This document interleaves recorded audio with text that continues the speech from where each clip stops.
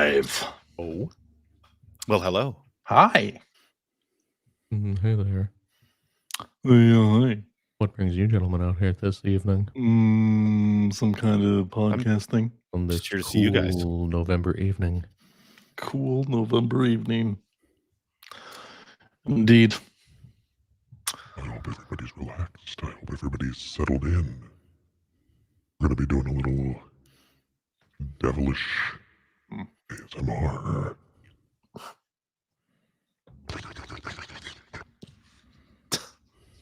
Yes, relax. Let your senses go. Devilish. Devilishly good.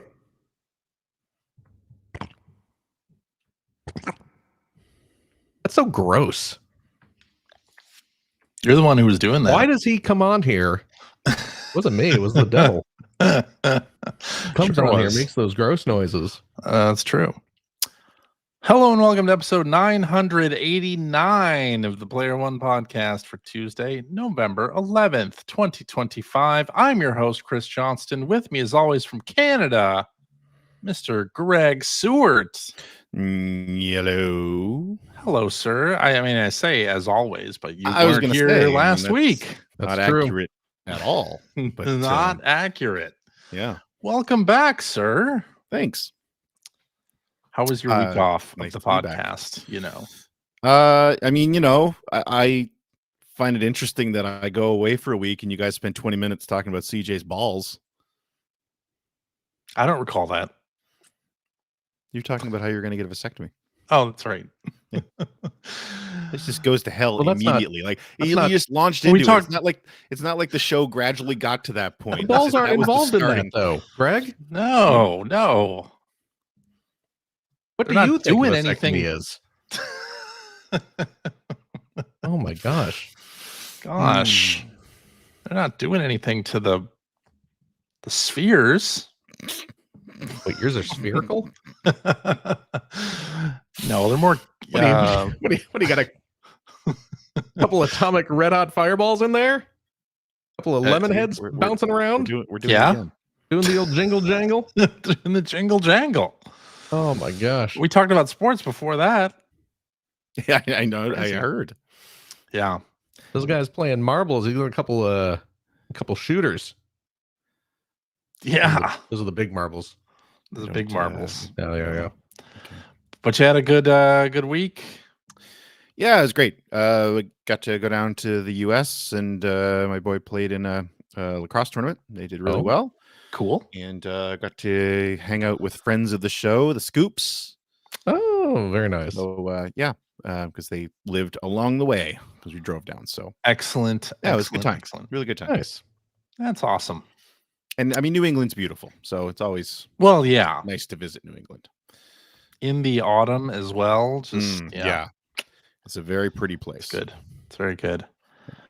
Well, joining me from the great state of Washington is Mr. Phil Theobald. How's it going? Good. How are you? Oh, great. Yeah. I'm doing great. Okay. Okay. Is this another Yakuza shirt that you're wearing? Oh, what this is not Yakuza branded. Oh no, but it But is. it is indeed. Tangentially related. It is indeed a Matsumoto Shave Ice shirt Yes. Okay. that I picked up when I was ordering my Yakuza themed Yes. Matsumoto Shave Ice shirts from Which I have one of those as well. the Matsumoto Shave Ice store. I have two of those. Let's see. Oh, damn! Better I got than an me. Ichiban and a Majima one. Oh, Yeah. okay. I went for the double deuce. Yeah, I guess you did. Got the twofer. Uh huh. Then I got this one, this tie-dyed number that mimics the look of an actual shave ice.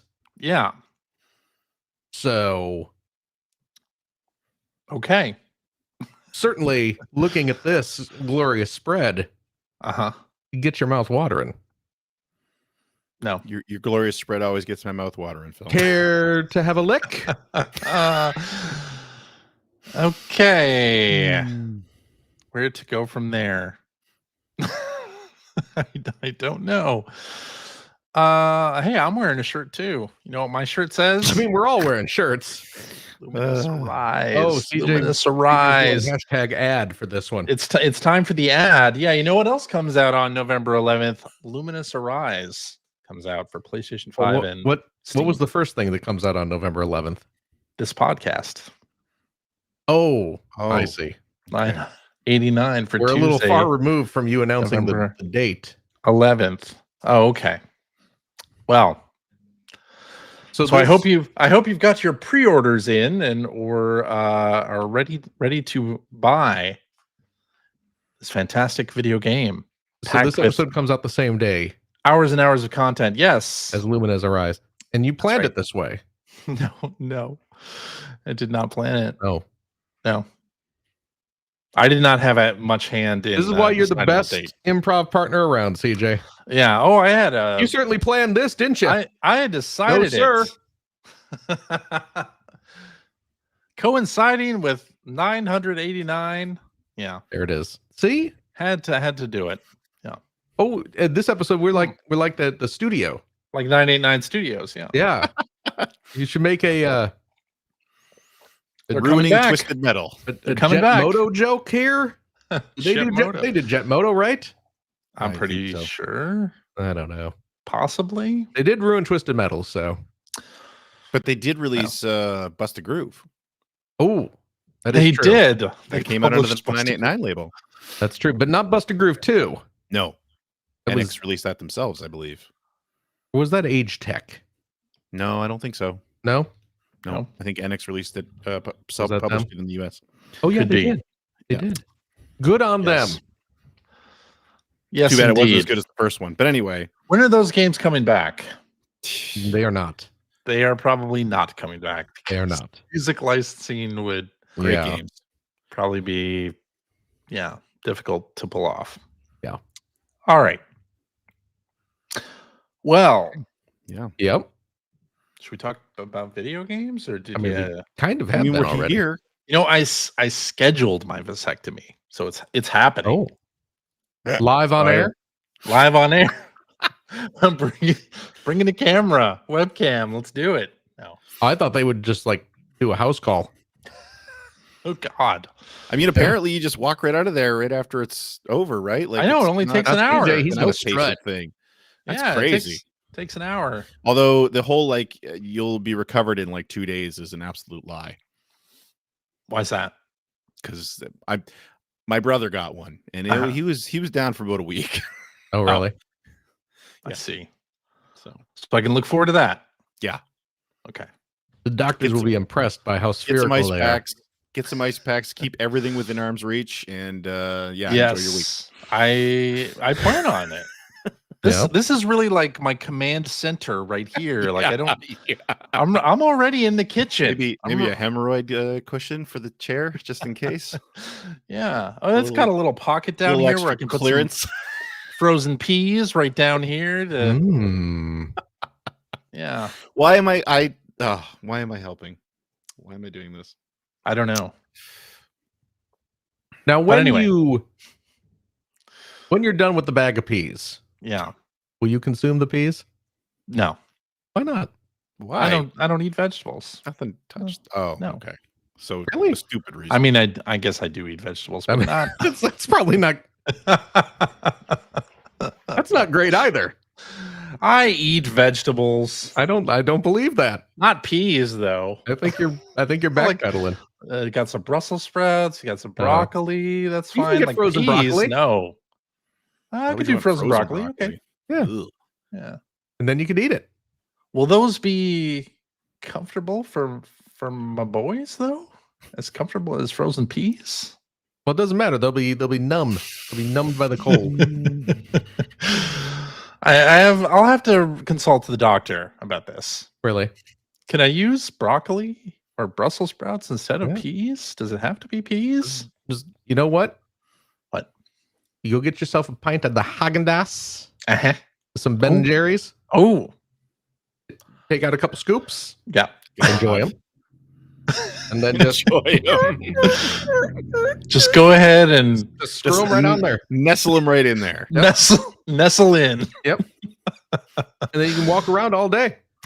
Ah, It seems like it'd be hard to walk around all day like that. But No, not if you're walk like a cowboy. Do a little bow-legged, like you're entering a saloon. that's right. Yeah. there's a snake in my boot. Like that kind of cowboy.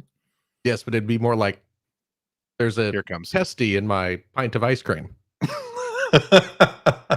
Only one? Well, maybe CJ can ask politely. Wait, what? What? I don't know. Remember know a what half we're hour talking ago about when we were anymore. going to talk about video games? Yeah, let's talk about some video game stuff. Okay. So hey, Nintendo launched a new app for your smart device. Are you aware of this? I didn't download it though. I am now. They have a Nintendo Store app that you can download for your smart device, iOS or Android, and it's pretty cool. I mean, I had a little web app thing, a little bookmark to the Nintendo.com like game page, so that I could purchase digital games easily. That's all this is. It's just Not on the console, and this replaces that basically. It has a place for you to purchase You just had a games. bookmark. What's that? So you had a bookmark to the eShop website? Yeah, you know how you can on the iPhone you can make a web page like into a web app where it just opens that one site and that's it. What's the difference between that and just like bookmarking a web page? You don't have to open your browser first. Bookmarking Just a takes web you right there. page, you open Safari and you go to it. A web app, applet or whatever is actually on your home screen that says Nintendo.com. And then when you click on it, it just goes to Nintendo.com and you don't have any like tabs or anything like that. It just acts like an app. Okay. In a web view. Yeah. So it's functionally a shortcut to a bookmark. Basically, yes. I see. Yeah. But they call it a web app to make it sound like something new. It's like add to home screen. Yeah. You can put sites or whatever you want on your home screen. Yeah. It's like the tech bros who are like, we have a vision of a mass transit system. Imagine a train, but instead of being tethered to tracks, this train is a single car that can drive along roads. And then very like similar to that. $1 zillion for that, and then someone just says, "Well, that's just a bus." Very similar. And they're like, "No, it's nothing at all like a bus." Via this application, you can receive notifications about games that are on your wish list that go on sale. So this sounds like the app that Microsoft and Sony have had for years. It does sound like that. And actually, this app has been available in Japan for years. It came out like 5 years ago in Japan. We're only now getting it in other territories. So the other cool thing that you can do with it is you can review your play activity. So it'll tell you how long you have played different games all the way back to the 3DS or Wii U. Oh, wow. So you can see activity from back in the day on this app. So that's exciting. Cool. Did you look up the oldest game on there that you have played, CJ? Oh, I did not yet, but over 100 hours into Animal Crossing New Leaf on the 3DS. That's the 3DS one, yes. Yeah. Okay. I think that was the oldest game that was over 100 hours on my list. Well, that makes sense. Yes. Did we already talk about the Animal Crossing update? You guys talked about it last week. Was that last week? We did. But I was just saying, I went and visited my daughter this weekend, and she's very excited about that update. Nice. Is she gonna get a Switch 2? Or no? Okay, so just the updates that are going to everything. Okay. She said that she didn't. She said something about the Switch 2 updates, but she just said they didn't sound worth it. Yeah. Basically. But she's very excited about the general update. Sure. Yeah. There's a lot of good stuff in there. Well, hey, the Nintendo Switch 2 has cleared 10 million units in less time than it took the PlayStation 4 and PlayStation 5 to clear 10 million units. So, yeah, that's pretty cool. And Nintendo has increased their forecast for Switch 2 sales from like 15 million to 19 million for the first year. Wow. So, yeah, kind of interesting. Well, I mean, Christmas is coming, so seems like it's going well, though. Seems like it's going well. All right. Speaking of going well, PlayStation Portal, I don't know if you saw this, is getting an update officially now. You can stream games from your library. So digital games that you have in your library, you can stream them directly from Sony's servers onto the portal, which is kind of cool. That update has been in beta for a little while, and now it's official. So includes a lot of really good games, including Luminous Arise, which comes out on Tuesday, November 11th. Oh. It's one of those games that you can stream from the cloud. Just saying. But so you don't even need remote play. You don't need a PS5. You could get a PlayStation Portal, have no PS5 system, and just play digital games on the portal. Oh, okay. On the portal over streaming. I was kind of curious as to why this was important, but now I understand. That's cool. Yeah. You'd, of course, have to have a PlayStation Plus premium membership, but you could do it. Yeah. That's pretty cool. That's cool. What? That is cool, yeah.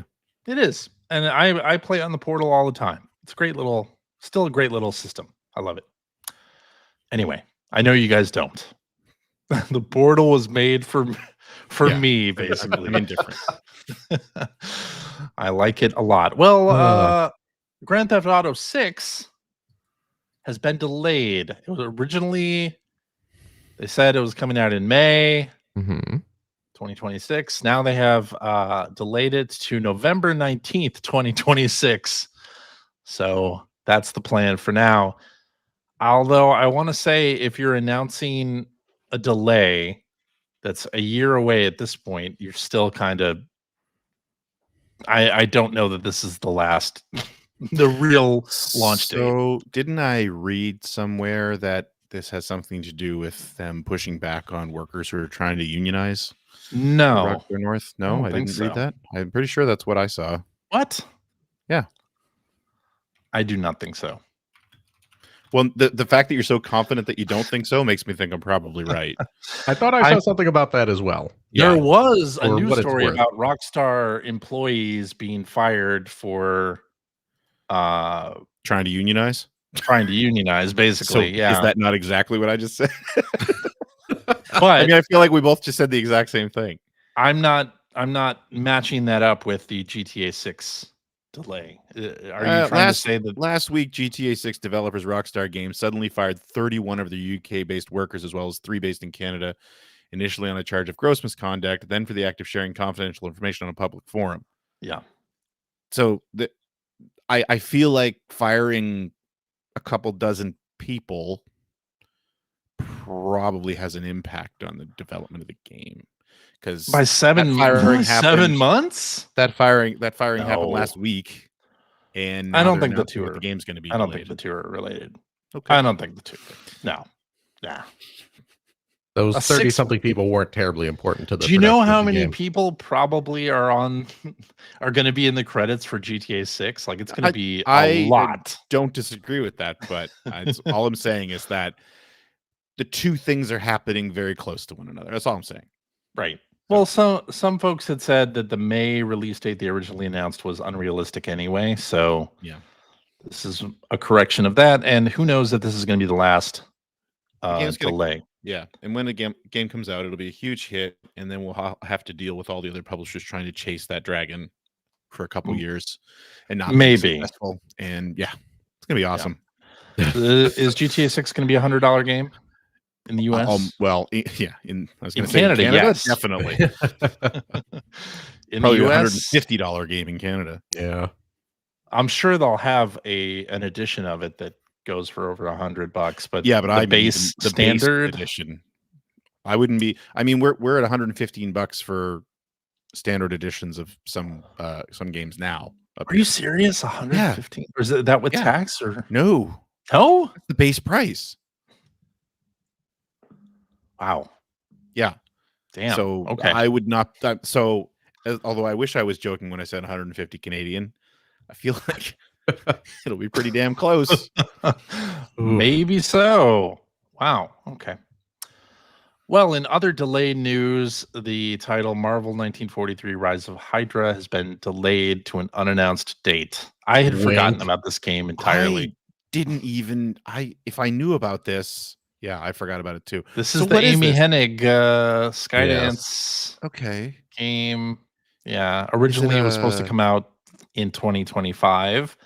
Then it was early 2026. And now it's just undetermined. It's not coming out. Game? You think it's not coming out? No. Really?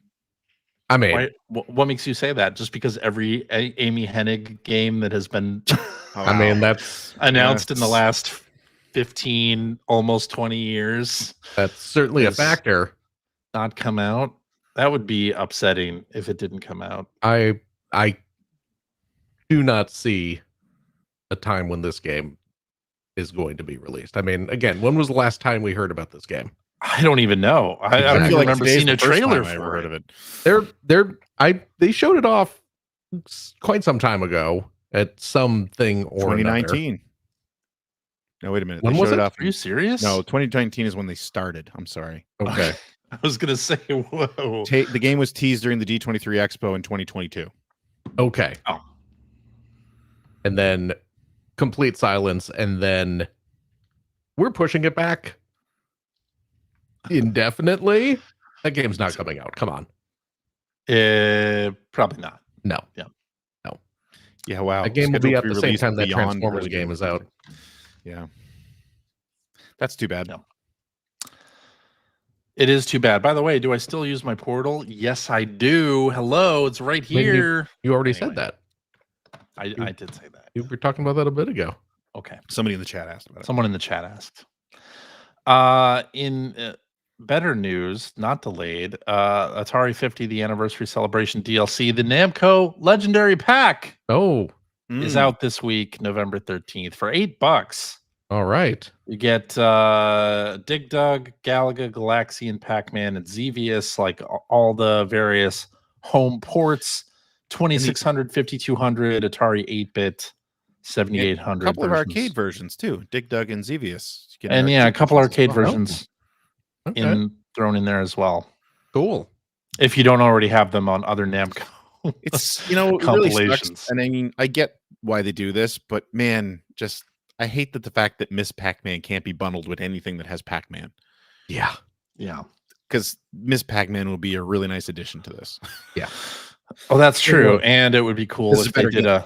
a documentary type thing about Miss Pac-Man on this. Yeah. Do you know, does this include more interviews and stuff? It hints at that in the article. It does say that you can explore chronologically through the interactive timeline featuring developer interviews, but I don't know if they mean that the existing timeline already features the developer interviews or that they're adding new ones. I'm trying to remember. So the Intellivision, that was the last one they did, right? Was the Intellivision update? Yeah. Mm-hmm.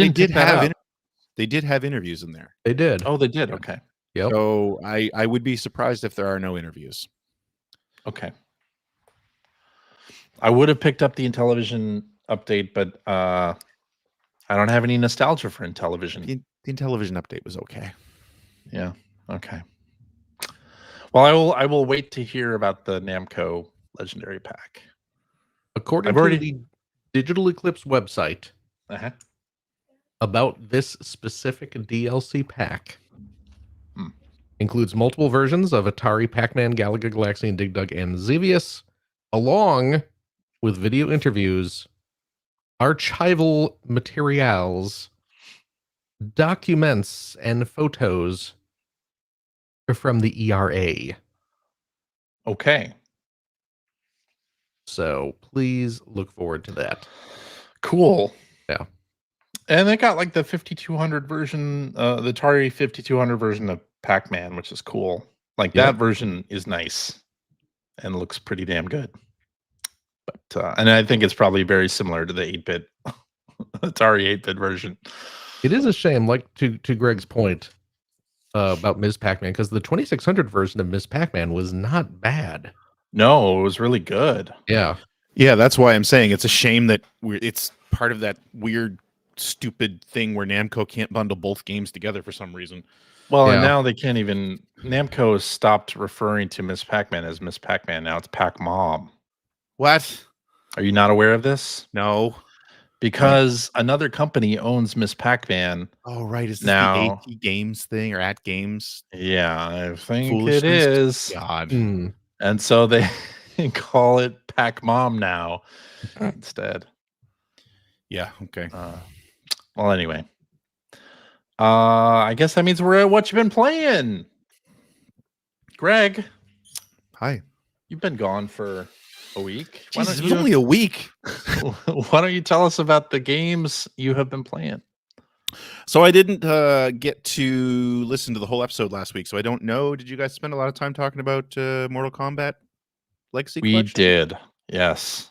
Do you want to talk about Mortal Kombat Legacy Kollection? I finished the documentary portion this week as well. I need to sit down and watch those. I had only watched up to like MK2. Yeah. Okay. Before we recorded last week. Yeah, so I finished all the documentary stuff as well. Yeah. I have thoughts. So spill it. And I don't want to. I feel like I'm going to be nitpicking here, and I don't want to tear this apart because I do love the Gold Master the series that they're doing. You know, and I love the interactive timelines. You know, they take really deep dives. It's great. And I mean, just like the previous, you know, the Jeff Minter collection and the Karateka collection and Atari 50, you know, they've really sifted through a bunch of archival footage, and the guys who made Mortal Kombat, man, somebody had a handy cam all the time. Yeah, which is great. You know, that's awesome to see that footage. And you know, it was nice that even partway through the interactive timeline, there was just like a making of, was it Mortal Kombat 2? Like a 28-minute making of that was created back in the day, back in the 90s, that they just included. So it was really great. But and I feel like this has happened a few times. I feel like it happened with Atari 50 as well, where as you get to the end of the timeline, it gets very minimal. It gets very sparse. It feels very rushed, right? It's like, I mean, and let's be honest, like this is a celebration of Mortal Kombat's 1 through 3, right? 4's there. They talked about it. They included the arcade game, and some of the later handheld games are in there for some reason. But they're really talking about Mortal Kombat's 1 through 3. And when they're talking about those 3, it's great. And when they talk about like mythologies, it's great because they have Jeff Gerstmann there giving a full-throated defense of Mortal Kombat Mythology Sub-Zero, which I think is fantastic. I love that they had him there to do that. But yeah, like for the final, I don't know, dozen spots on the timeline, it's literally just and then this game came out, and then this game came out, and then this game came out. And I get that they're not going to include the latest games. And I mean, we're talking about the games from the last 15, 20 years.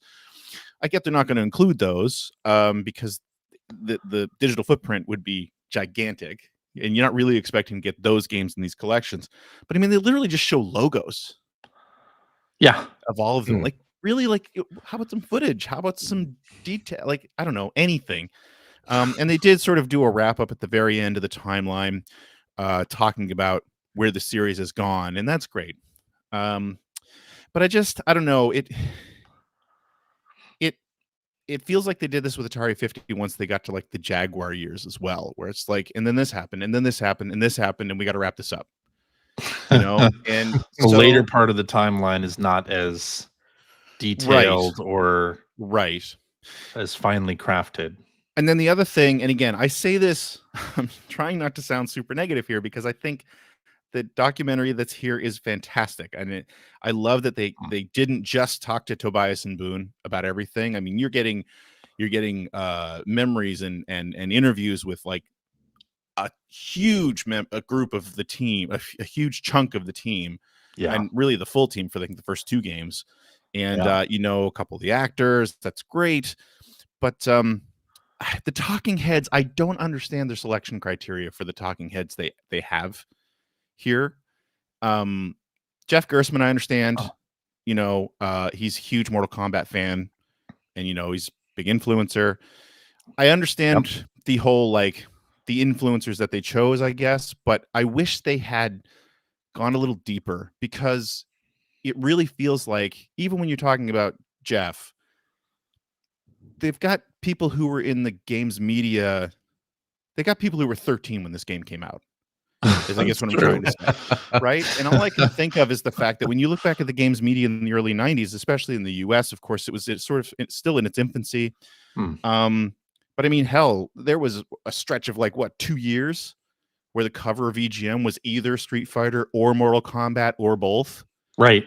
Some of those editors are still floating around. Like, why? That's also true. There are. You know what I mean? Like, yeah. So it's just stuff like that. That would have like, been cool. That would have been cool. It would have been cool. And that's the thing. Like, again, what's there is great. And the most important piece is that they talked to the team and they talked about the creation of it. And it's fantastic especially because the way the game was made back in the 90s is so different from how we make video games now. Tiny teams just kind of doing things, what works, what doesn't work. Somebody has a stupid idea. Somebody decides that the dude playing NFL yelling toasty all the time would be hilarious. Let's throw that into the game. Like that would never happen today. No. It should, but it doesn't. Right. So the most important people they got, but it just would have been great. Like, if you're going to talk to game devs or game press, why aren't we talking to people who were there? Why aren't we? Why not add that? And it's the same thing with like Cliff Bleszinski and oh God, what's the God of War guy's name? David something. David Jaffe. Yeah. Jaffe. Thank you. Having the 2 of those guys there again, I kept waiting for them to talk about how it influenced them somehow, and it didn't. It was just That's like a good point. Mortal Kombat was cool. It's like, okay, great, yeah. I mean, you could grab anybody off the street to say that, but I don't know. Yeah. It just, again, I'm sounding way more negative than I probably should, because what's there is fantastic. Don't get me wrong, but I wish they had gone the extra mile there. You know, it just started to feel like we grabbed people who were our friends and put them in this documentary. I mean, yeah. So yeah. So a little bit of a So, and people who knew would be willing to talk at length. Sure. Mortal And Kombat you know, history. I say all you this. do have people like Patrick McCarran, who was the Realm of Mortal Kombat like webmaster. Yeah, no, and I get that. The guy who wrote a book about Mortal Kombat. Yes. You have him in there, which is why do you have the dude who owns the Galloping Ghost? Because you gotta ask. I mean, if you're going to shoot in his arcade, you may as well. And that's what I'm saying. That's the whole reason he was there, right? I don't feel like. I feel like he had a bunch of people sitting around saying, "Yeah, man, that was cool. I can't believe they had blood," and that was really it. And it's just like, I would have loved to hear some insight from people who were actually plugged into the industry back then. Well, actually, they kind of really gloss over the whole video game violence thing. I mean, they show the C-SPAN stuff, but that is it, really. Yeah. And I think wasn't there a thing about the actors between the first and second games, because they pretty much recast the whole game the second time. They did. Well, we talked about that a little bit. Game. Yeah. They don't have any of the actors from the first or second game at all. Yeah, I was pretty much. I was surprised. Because I asked CJ if they had any of the actors in the game in the documentary, and apparently no. I mean, they have Sal DeVita, and they have Kerry Hoskins, but Kerry Hoskins came in at like number 3. Right. Yeah, I think. No, she did. But and that's great. But yeah, that's the thing. But I seem to remember that it was a pretty negative situation as to why they recast the games. Well, that we were talking last week where the guy who played Johnny Cage, right, went and was doing ads for Bloodstorm editor games and stuff like that. Which they mentioned Bloodstorm and Time Killers very briefly. Really in this.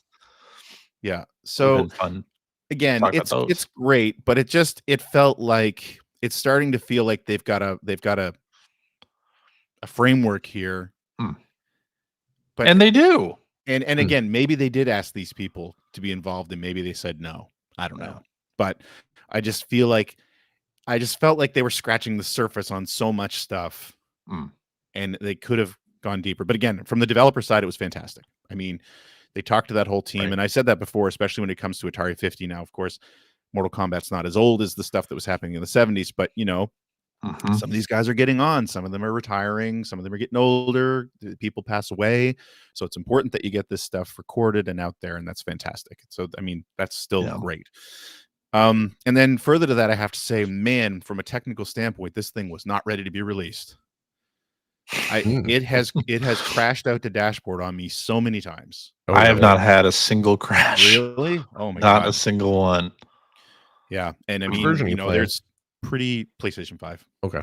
I'm also playing on PS5. And it's pretty well documented that there's a bunch of lag, input lag and stuff like that. The online play was completely broken.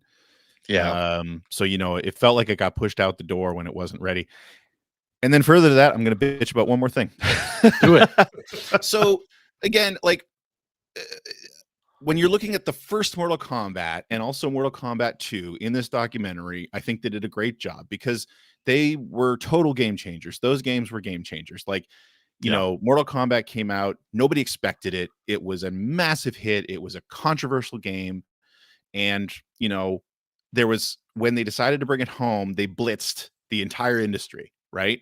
Mortal Monday. And it's like, it's on the Genesis. It's on the Super Nintendo. It's on the Game Boy. It's on the Game Gear. It's on everything. And they did a good job of including all that stuff, even games that you're going to play once and never touch again.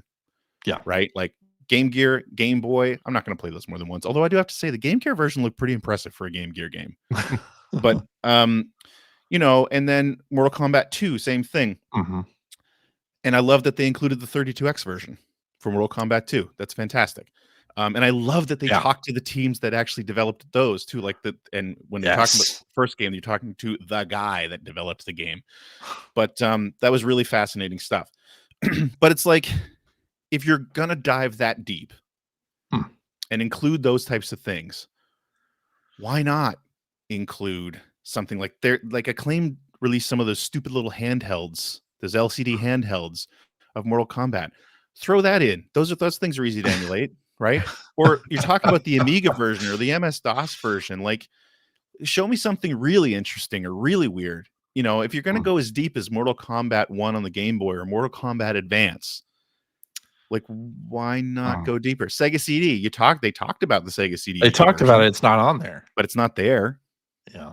Right. So what about MK Trilogy? They talk about it. Right. That's not there either. No, Trilogy's there. Trilogy's there for the PlayStation. Wait, is it? Yep. Oh shit. Okay. But I mean, like Ultimate Mortal Kombat 3 on the Genesis, not there. Super Nintendo one's there, but I'm not saying it probably isn't any good. But they have Ultimate Mortal Kombat 3 for the arcade, but they don't have the original release on there. Just UMK3. I don't remember now that I'm saying all this, but anyway, maybe I'm it just is saying, in there and I just didn't find it. And you can make an argument the other way, and I've heard people making the argument. It's like, why would you include garbage no one's going to play?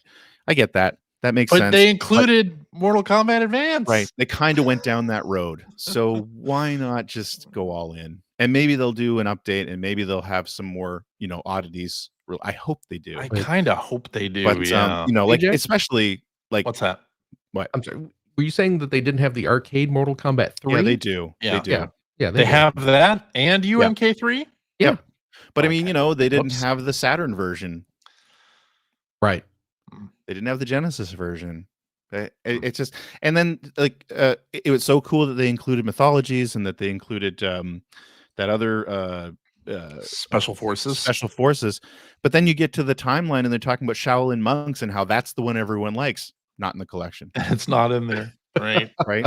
Whoops. So anyway, that was on PS2. Yeah, and maybe that's it. So again, I know it's not easy, and I am still saying it's a great documentary. It is. It is. But I found myself wanting at the end of it. That's all I'm saying. So anyway, I understand it. Yeah. The only other game I played this week is Dispatch, which I see that all three of us have played. Yeah. So I don't know if we want to hold off on that or we can talk about that now. We can talk about it. How far are each of you guys into it? I finished episode 3. Okay. I have through also episode 4. What's that? I'm halfway through episode 4. I guess before we get started, are we just going to say spoiler warnings? Sure, we can say. Well, maybe why don't we save this till the end, since that's what I'm saying. Spoilers and stuff. Okay. And then then that's otherwise the only thing I wanted to do is bitch about. And where are you at in it, CJ? So I my daughter likes these types of games, likes the Telltale games. So and I had completed episode 1. And I noted in Dispatch they have a little option for censoring, like visual censoring. Yes. I was like, okay, I could turn that on and have my daughter play it, and she'll probably really like it. So she came over. Bad idea. On Friday. I had only played episode 1 of the game, and I was like, here, I think you'll like this game. Why don't you play it? She really liked it, by the way, and played all the way through episode 6. So she's further than me. Wow. And I watched her play through episode 4. So I've played through episode 3. So let's continue this conversation after we talk about the other games here. Because you watched her play through episode 4. Yeah, and that's what I'm saying. Let's hold off on this. Well, I'm just curious. So you were sitting there with your daughter during the big sex scene.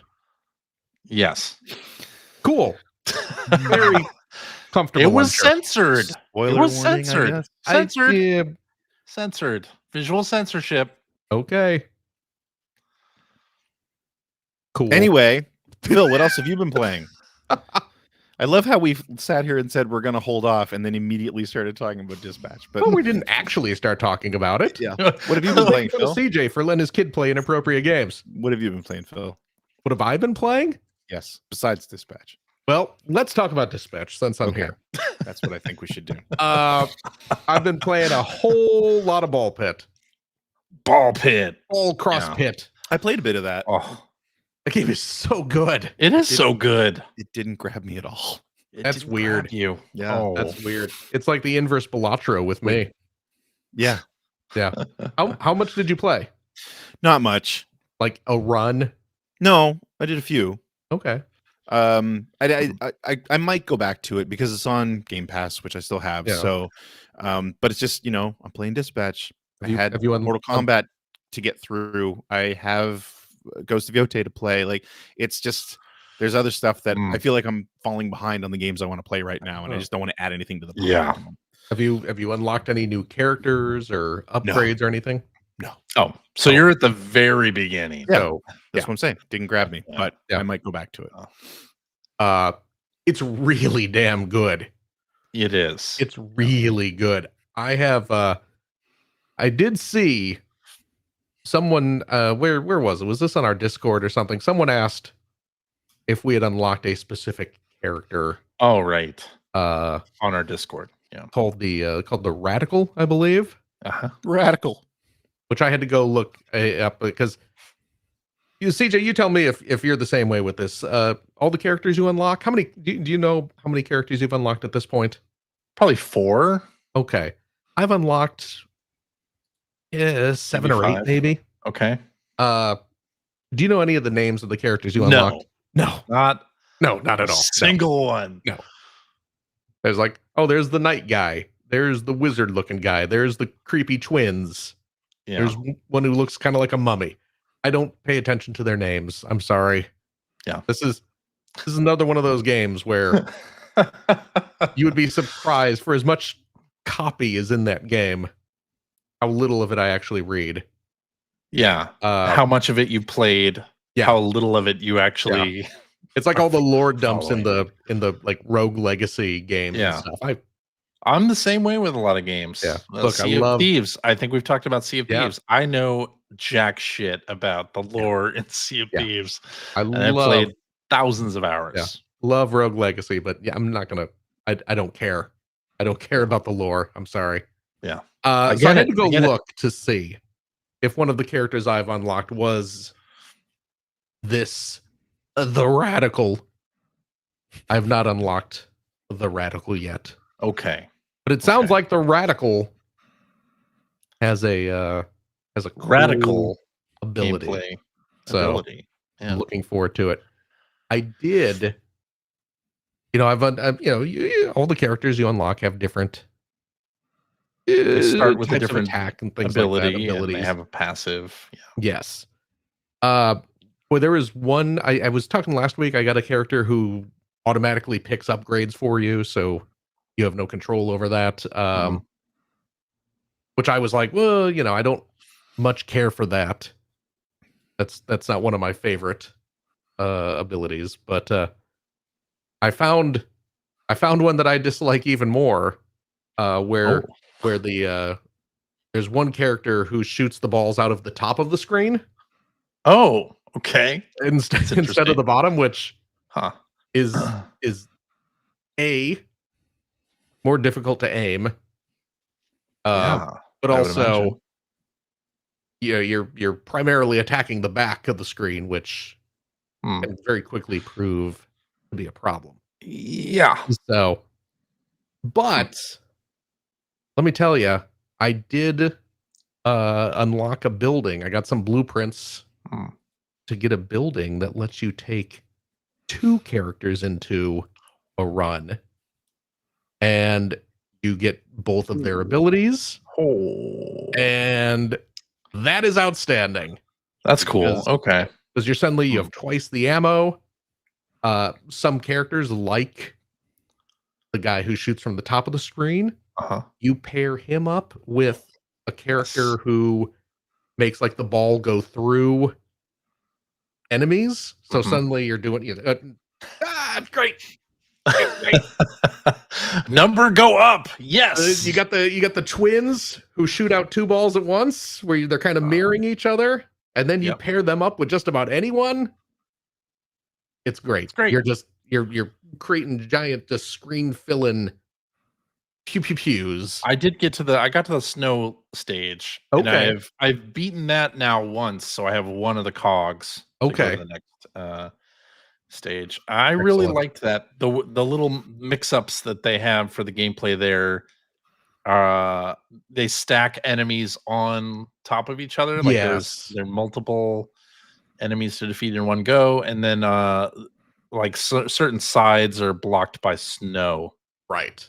And I liked both of those little gimmicks. Yep. So yeah, I can't wait to see what else is in store. Yeah, I'm sure there's some good stuff. They do a very good job of introducing new abilities and new little obstacles that you need to overcome or figure out how to deal with it. And the runs are pretty short. Like it's only the other thing too. 15 minutes. Yeah. Really. That's the thing, Greg. You're talking about how you don't have enough time to fit in stuff. No, it's not about that. It's about that I want to focus on one game at a time. Yeah, but you want to mix things up. You do a run of ball pit, and even if a complete run is going to take you 15-20 minutes. Get in, get out, boom. Yep. You don't have to sit there for hours. That's half the time of Vampire Survivors. That is true. You're not wrong. And you'll be awake the whole time. So I guess it might feel like it's longer. Because you're not drifting off 2 minutes in and then kind of being jolted awake half an hour later going, oh, I guess I finished playing. Yeah. But Ball Pit is great. Ball Pit is lovely. It is fantastic. This is true. I see you played this as well, CJ. Yes. The Kirby Air Riders Global Test Ride is happening at specified times. I think it might be over. Is it over now at this point? Maybe. Okay. Yeah. Okay. Specified 6-hour windows during this weekend. I played a late night. There was I think it was like a midnight to 6 a.m. Run of that Pacific time. So I played a little bit during that time. I certainly didn't stay up till 6 a.m. But no, right. But I played. I did a little bit of the tutorial just to kind of learn how to do it, and then played a race or two. Yeah, And you did as well. I did. Yeah, I played a race or two. What do you think? I really enjoyed it. I thought it was pretty fun. I had no idea what was happening. Mostly, I had no idea what was happening. Yeah, see, there you go. On things when like I was using my special. Like I had charged my special or whatever, and I was like ready to use it, and I just like fired that off, and then before a game that uses like 2 buttons, it seems to have like a good hour and a half of tutorials to sit through. Not an hour and a half. I only had 11 or 12. It had like a dozen little tutorial things to show you. But that's the first tutorial. That's the first tutorial. That's the basics, is like the dozen part basics, and then there's like 3 more options for you to select. Yeah. To do like your extended tutorials, and it's like there's a one-button racing game. There's 2 buttons. Yeah. I guess there's 2 buttons now. There's a special button. Yeah. Apparently next weekend, according to Hacker Alias Inferno 9 in our chat. Okay. Next weekend on the 15th and 16th, there are more. When does this game come out? The 20th. Yeah. Okay. It's real soon. Yeah. So, I mean, it was neat. It's a neat game. Obviously, I have absolutely no interest in doing city trial ever. By the way, that is like the free roaming sort of PvP thing. I'm just like, I have no interest whatsoever in doing that. I'm here for the racing. Yeah, sure. Anything else, I don't want to. Do it. The racing just kind of feels like barely controlled chaos. In spots, it definitely does. Yeah. Which I could see some people really getting into. Now, here's the thing. Yeah. Sometimes Smash Brothers feels like that too. You're not wrong. Barely controlled chaos, but hey, there are people who love it, love that game, and put a lot of mastery into learning everything about it. So it does seem like it will appeal to people who love Smash Brothers. Possibly. I really enjoyed the original Kirby Air Ride, so that's why I'm interested in this. Yeah. You know what? I don't know if I ever actually played the original one. I definitely didn't. No. Well, I mean, a lot of people hated it. So yeah, I think that might be why I didn't play it, just because there was such negative buzz around it back in the day. But yeah, I don't know if I ever actually played it myself. Okay. All right. So, but I'm glad I tried it out. Yeah.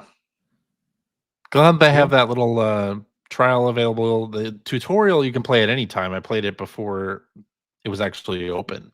Yeah. For one of those 6-hour time slots. But I might still end up picking it up and just try to get into it. Yeah. Just because I like Kirby. Kirby's great. Yeah. Plus, you can play as Rick. I mean, who doesn't want to play as Rick? I mean, it's Rick. That's right. The second best video game hamster. Second to Hamtaro? Second to Hamtaro, of course. There you go. Oh, maybe third best, because there is that hamster from the Maniac Mansion games. Oh, that you can put in the microwave. Yeah. Shows up in Day of the Tentacle as well. I see. Yeah. All right. Shows up at the intro to give Bernard the note that says that the green tentacle needs his help back at the mansion. Hoagie was going to bite its head off. Oh. I watched the intro to Day of the Tentacle many times. I see. But anyway, that's what I've been playing. Okay. What about you, CJ? Well, Phil, I've been playing a lot, actually. Oh my gosh. I played a little Fortnite. Yeah.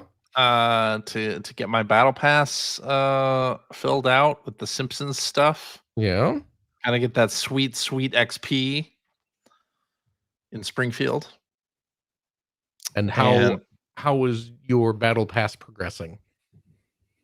It just fine. What have you unlocked so fine. far? Marge? I guess that's what I'm asking. Marge Simpson. That's it. I need to play a lot more. But there are too many freaking games out right now. I just finished saying that. Anyway. I also played some more Pokemon Legends Z to A. Oh, and good. What did I finished the second batch of Rogue Mega Evolution Pokemon. And now I am trying to get my next license, so I have to get the license to do the battle, and that's where I am at this point. So I think I'm ready to level up to D. That's what comes after E. That's what I'm doing. So which is weird because it actually comes before E. There you go. But you're going backwards. You're going backwards in this game. Yeah, and still enjoying the heck out of it. No secret there. Good. Also played some Hyrule Warriors Age of Imprisonment. So Hyrule Warriors is pretty much the only Muso game that I really enjoy, and only because of the Zelda connection. Because you don't care about Chinese history or Japanese history. Well, that's not true. Well, it seems to be the case. It's not that I don't care. Love Hyrule. I love Hyrule. CJ, don't you feel bad about that? You play things you want to play. I am playing things that I want to play. Yeah, absolutely. You could be playing One Piece. I have played a little bit of One Piece Pirate Warriors, and that was really fun, actually. Gundam. You know what those Gundam Warriors games were really friggin' good. I wish there was a way to play them on modern systems, because they were actually really great. But I did pick up Hyrule Warriors, but I didn't really play it that much. Well, let me tell you. Yeah. It looks great on the Switch too. Oh, good. Like during gameplay, it looks fantastic. It doesn't hold 60 frames a second, but it's close, and it never really drops to like 30 or anything like that. So the cutscenes are all 30 frames a second and apparently pre-rendered. So Digital Foundry said they imagine that's why it's like 42 gig, is because all the cutscenes are pre-rendered videos instead of in-engine. So but the game itself is great and performs well. You play mainly as Zelda, because this takes place during Tears of the Kingdom, when Zelda has gone back in time. Yes. So there's no Link in this one yet. Anyway, I imagine they could bring him in at some point. Who knows? But so yeah, you are I'm tootling around the depths with Minoru and Rauru right now. So I just finished that mission, which is pretty cool. And that it has the depths. It has missions in the depths and on in the overworld. I imagine I don't know if they'll do anything in the sky. That'd be kind of cool if they did. But that's pretty cool. The depths are in there though. Yeah, and I mean, Greg, I think you might like it because you loved Tears of the Kingdom, and this kind of piggybacks on all of that stuff, but with Muso mechanics. No thanks. I don't like those games. Oh, okay. Just don't find them fun. So actually, the first couple of missions don't even have a map on the screen. Like they guide you through so much that you don't actually have like a map, a territory map on the screen. Oh yeah, for a good portion of it. So it's more just like, hey, this is an action Zelda game where you're Princess Zelda. So I'm enjoying it quite a bit. It looks good. Integrate Zonai devices in a pretty interesting way. Like you have Zonai devices that you can pick up and then select and they have battery power as well. So you can use them, but you then have to recharge them with the battery between uses, and you can like pick up the something like the torch or like the fire zone thing, and you can like either wield it as a weapon and really just like torch everybody, or you can put it down on the ground and just have it like flame all the monsters around, like in front of you, which is pretty interesting. So I'm enjoying it quite a bit. Nice. Yeah. And then I've been playing Arc Raiders. Yeah. Describe this game to me, because I've been seeing people talking about it all week. I know nothing about it. Yeah. It is an extraction shooter. What does that mean? Thank you, Phil. What does that mean? What does this extraction shooter mean? Basically, you are let loose in a map, and it's your job to like loot as much as you can. CJ Googling what is an extraction shooter at this moment. Pick up. No, I'm not. Pick up as many items as you can, and then try to get out before the time limit, or there are no more exits for you to exfil out of. So, yeah, that's the basic loop. So the point is not kill everything. You do not have to kill everything. So in the lore of Arc Raiders. Oh, good. I love lore. Society or humanity has moved underground. Civilization is now all underground. Okay. And they only go to the surface for half-hour periods where they like gather resources and then go back down. So that's like the story. Monkeys. And on the surface, there are now robots that will try to kill you and hunt you down. So there are a lot of little like drone type things that are hovering around, like with cone of vision type things that are like scanning the surface, and if they find you, they'll attack you and things like that. Are these robots alien in nature? Is this humanity's folly? No, wild humanity's folly. Okay, basically. Okay. Yeah, like sentient AI. Was it like the Matrix? Sorts of things. Yeah, that, well, no. Okay. But they're just cool looking robots, really. They're trying to kill you. Don't compliment them. They're trying to kill you, yeah. Some are drones, some of them are like little balls that kind of roll up on you and either try to burn you with a blowtorch or explode at your feet. Droidicas? Is that what those are? They're little robot spiders, like Destroy droids, master. Okay. Obi-Wan would say that. We're smarter than this. How did this happen? Little mechanical spiders as well that will jump on you and try to hug your face. Like a runaway. Like face like runaway, exactly. Yeah. And then there are ones that look like spiders and can jump on you and things like that. So there's a lot of firepower here. It's the PvE is against these drones and robots that attack you. Okay. And you're on this map. You don't know how many other people are in the environment. The game never tells you. And you can, when you start a match, you're put in there either with like the full timer, or that you can be put in like with 20 minutes remaining. That happens as well. So you can be put into a game in progress. And you have to try to gather as many resources as you can and get out. And you don't actually have to engage in combat with other human players if you don't want to. But of course, there are a lot of people who are going to shoot you in the face. And so my first experiences with Arc Raiders was getting shot and killed almost instantly. I'm guessing that would be my first experience too. Yeah. Yeah. Oh, yeah. And this was playing like in a duos game with our good friend Mike. We got shot like right at spawn, basically. It was really disheartening.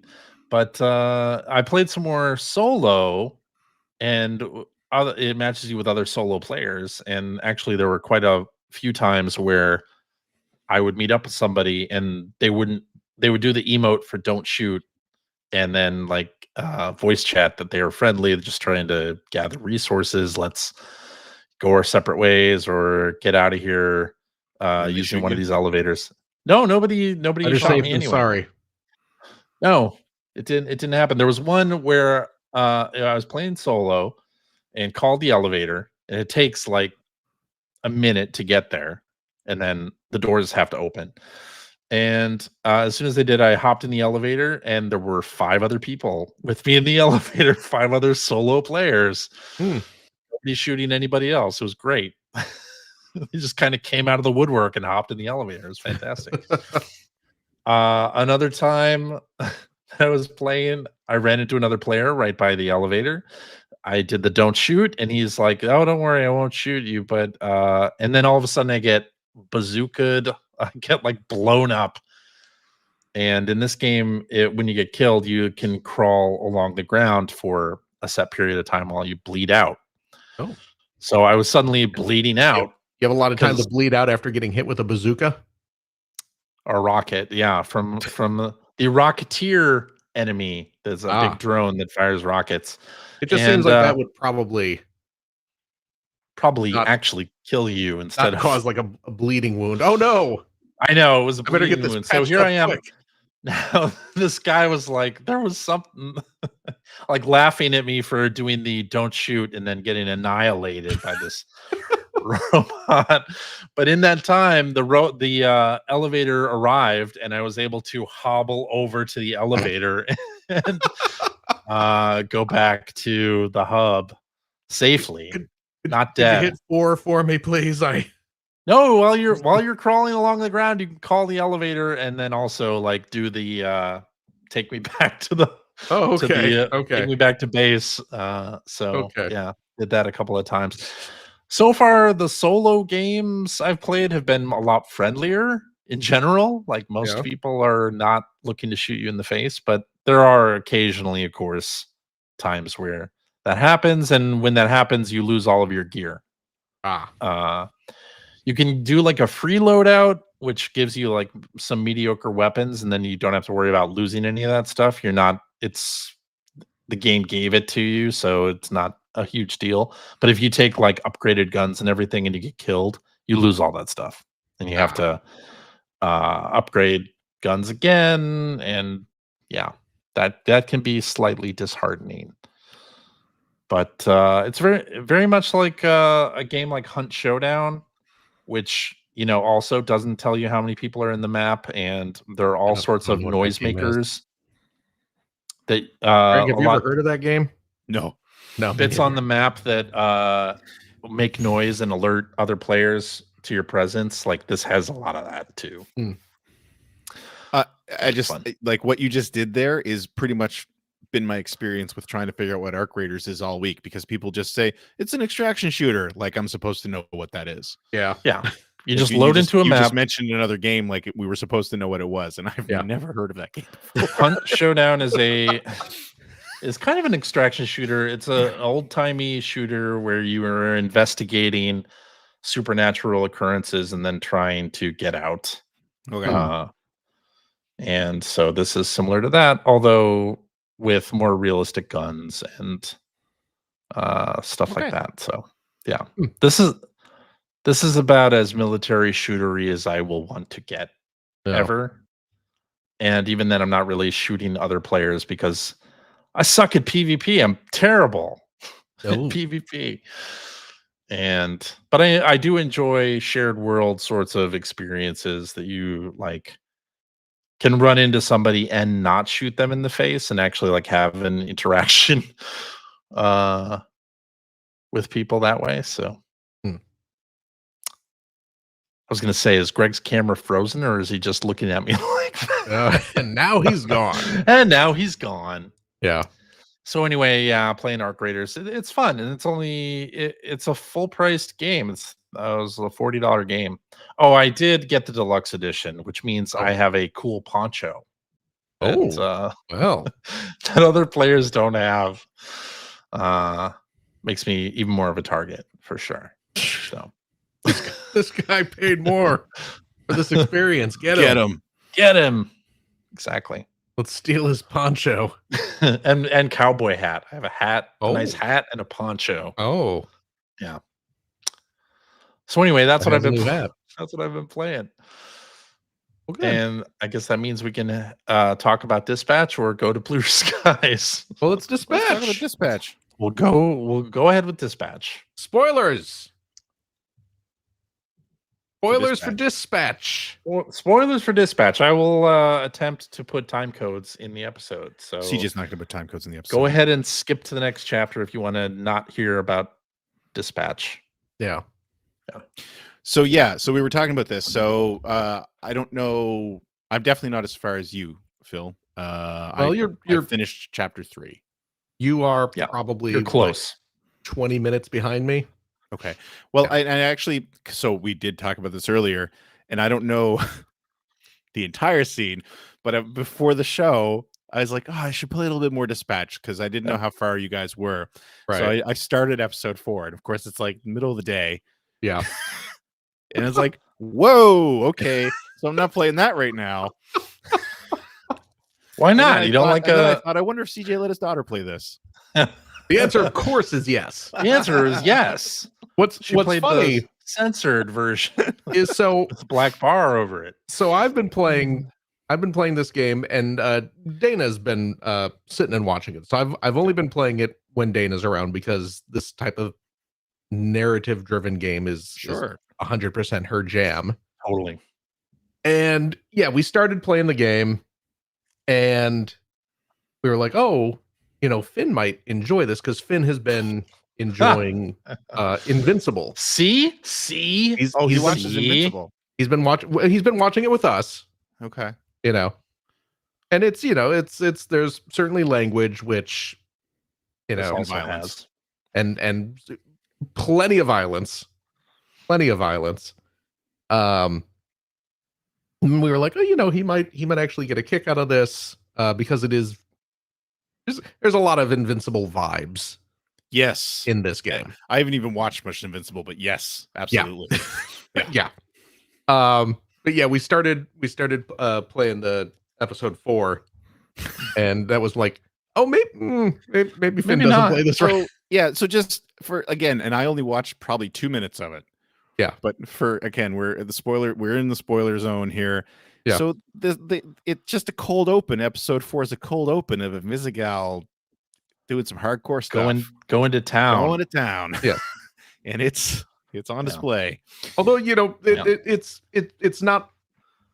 I mean, I'm assuming did you stop playing the episode at that point? I stopped playing it.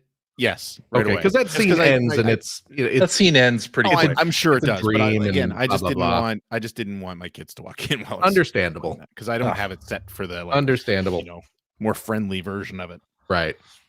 So visual censor. Right. So anyway, but how are you guys enjoying the game so far? This is awesome. It's really good, right? I'm gonna say good. What? I love it. Yeah, this game is great. I'm having a ton of fun with it. It's so well written.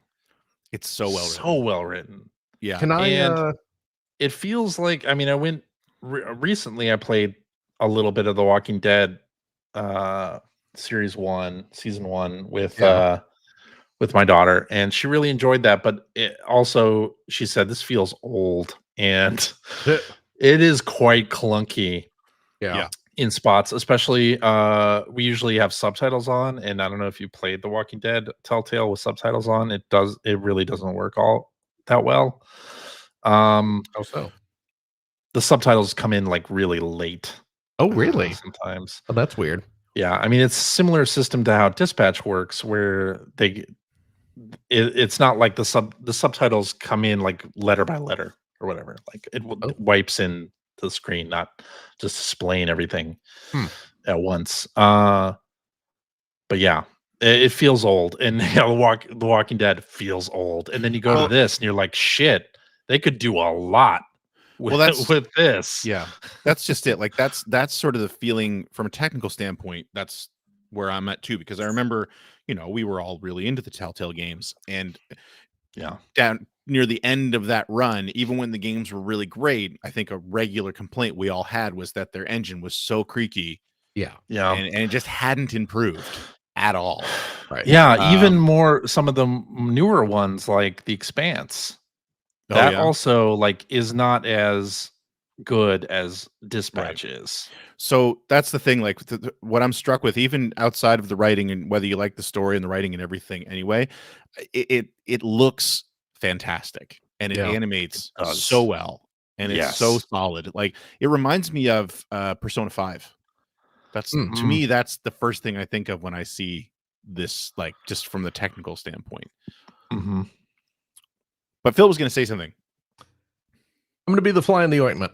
Go ahead. Yes. I love it. I love the game. Yes. I'm enjoying it a lot. The actual gameplay bits, the hero resource management bits, the dispatching. I really don't like that. Yeah. No, at all. My daughter was like, I could play a whole game that's just this. See, She and liked I'm it just so like, much. Just give me a cartoon where I make interactive choices and chop these bits out. The banter and everything that was happening during them. The banter's great. Yeah. I like the writing. Yeah. I like the characters. I don't like the actual gameplay of that part. And a big part of it, I'm playing this on PS5. You guys am as well. it there as well? Okay. I'm assuming if I was playing it on Steam, I'm guessing you can use a mouse for those bits. I would imagine. Which would make it a lot easier. Oh, a lot more enjoyable. My problem during those bits is that I do not like the UI. I don't think it does a very good job of letting you know what you are highlighting at the moment. Yeah, I agree with that. You know, is my cursor up on the map? Is it down on the row of heroes? Which hero is it on? Don't agree with that because there's always an X icon on whatever you've got highlighted. But you know what, though? Always. Given the extensive time limits you are under, because you are under a lot of pressure during those bits. Yeah. And sometimes there's a lot happening. No, I don't that disagree with you because what the problem it does have is that you don't necessarily know which direction to push to get to the that is I agree with you. I agree with you there. But I mean, the X, there's always an X icon on whatever you got highlighted. Again, that X, given the amount of visual noise on the map, with the row of heroes, with all the buildings, with multiple emergency spots popping up, sometimes multiple emergency spots popping up like on the same building. Yep. That X gets lost. And then, trying to figure out which direction I'm supposed to press to get to. Like, just during, when I was playing the first dispatch bit of chapter 4, I lost. I wasn't able to dispatch my heroes in time because I couldn't get the cursor to go to the proper building before the time ran out. And that sort of thing happens all the time while I'm playing those bits. I kind of feel like, and I don't know this obviously because I haven't finished the game either. Yeah. And I've only finished chapter 3. But I did have that happen where I missed at least one call in chapter 3, although it didn't feel like it was because I couldn't get there. Yeah. I kind of feel like it's supposed to happen. I mean, for the first dispatch, for the first shift in chapter 3, it's definitely supposed to happen. Oh yeah. That's the whole narrative. Yes. But I got the feeling, because you're right, the second shift of chapter 3, it ramps up fast. Oh yeah. Absolutely. But I feel like it's supposed. I feel like you're supposed to be in situations where you can't take everything. Right. Now, maybe the game's not doing a good job explaining that. But also, like the first part of chapter 3, which the point at that it's section hilarious. of the game is that your team doesn't trust you. They're angry.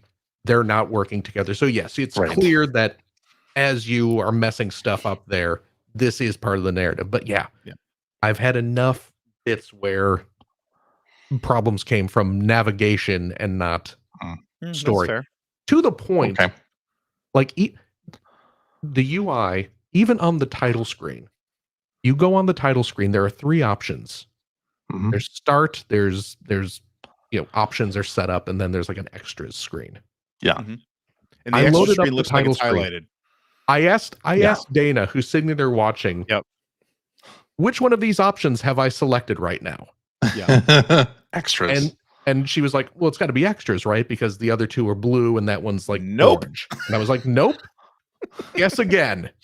Yeah, And she's no, like, I agree with you on that. How do I don't know? And it's like, and I had the play one highlighted, but you would only know because it's a slightly brighter bluer. shade of blue. Right. And if you start moving the cursor, you can see.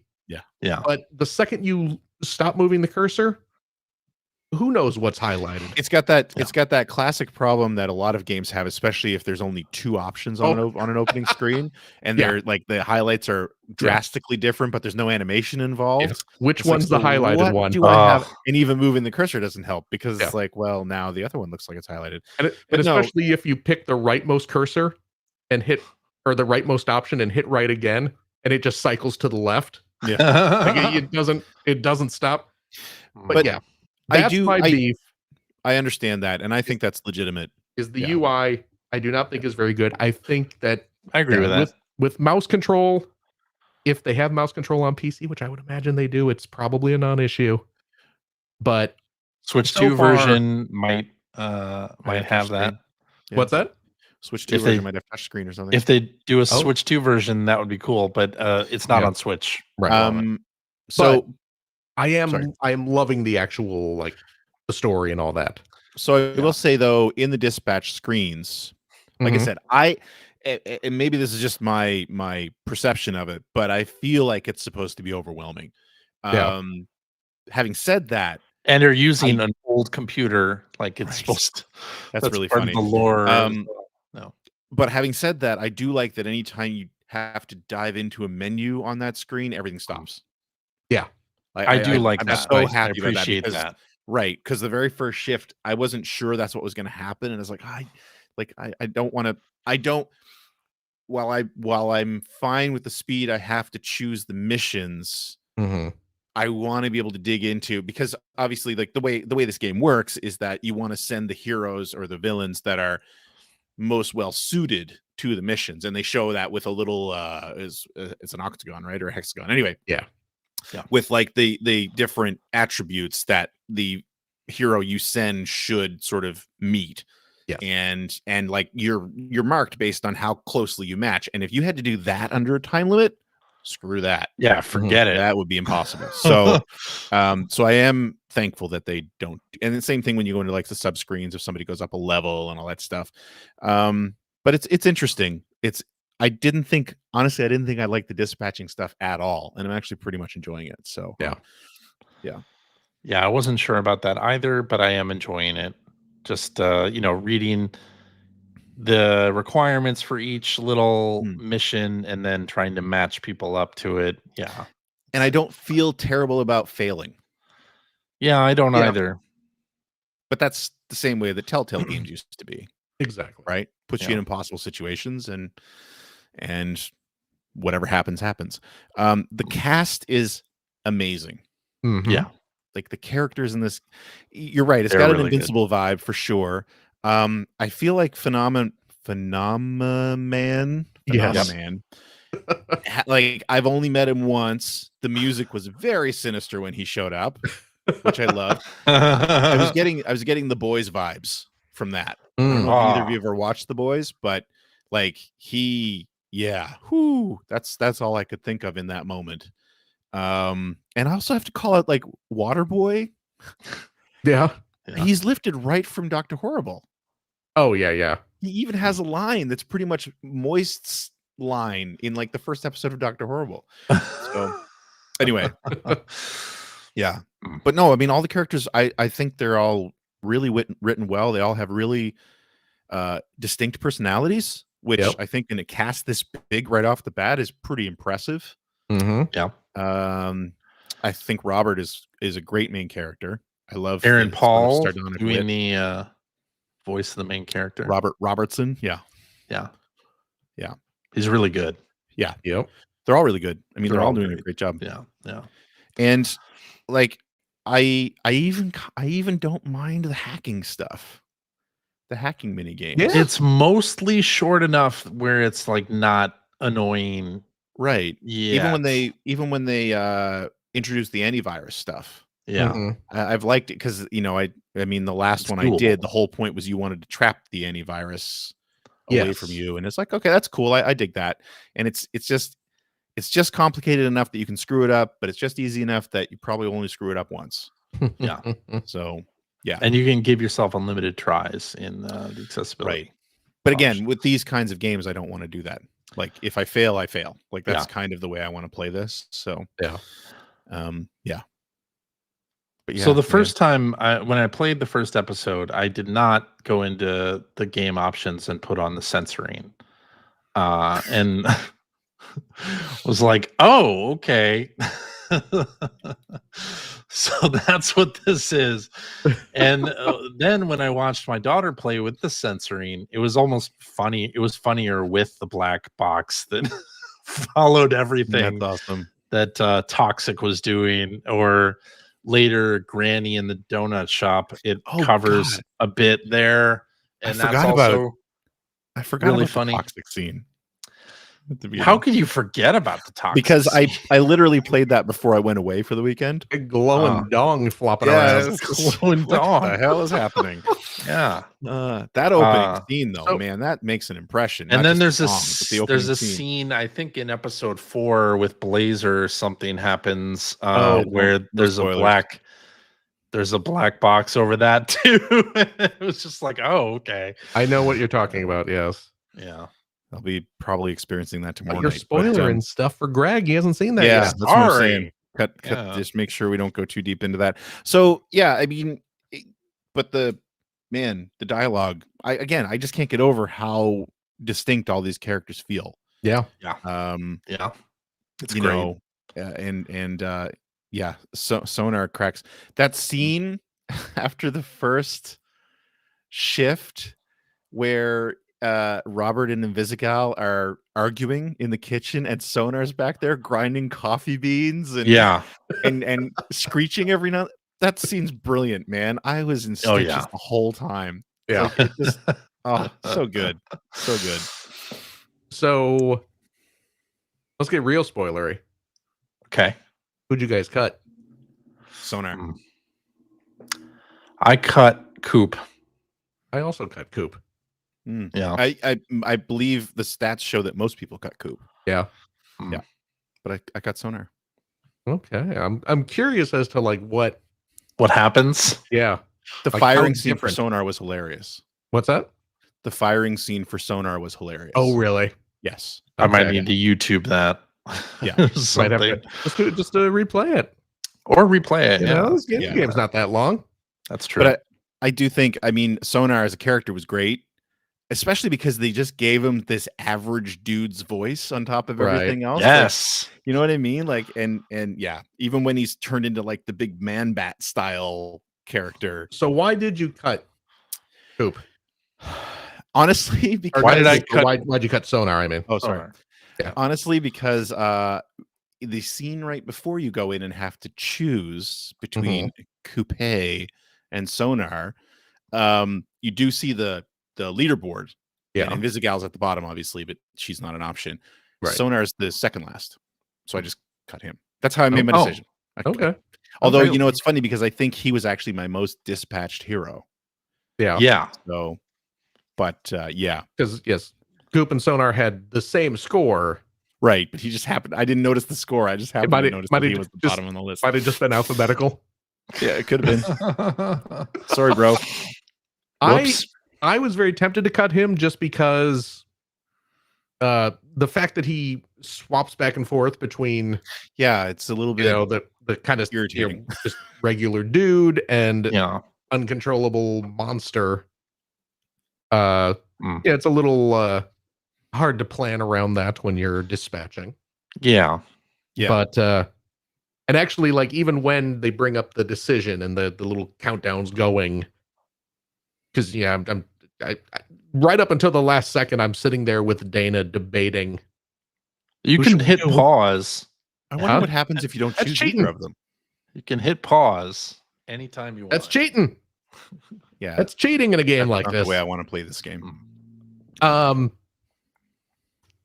assuming if you don't pick, it probably just defaults to like the leftmost choice, or probably something I just like thought that. Maybe I figured that it would be more like Blonde Blazer would pick for you, and it would probably be have a negative impact on your That's also relationship with her. a possibility. Yeah, That feels more along the lines of this kind of game, but I don't know. Yeah.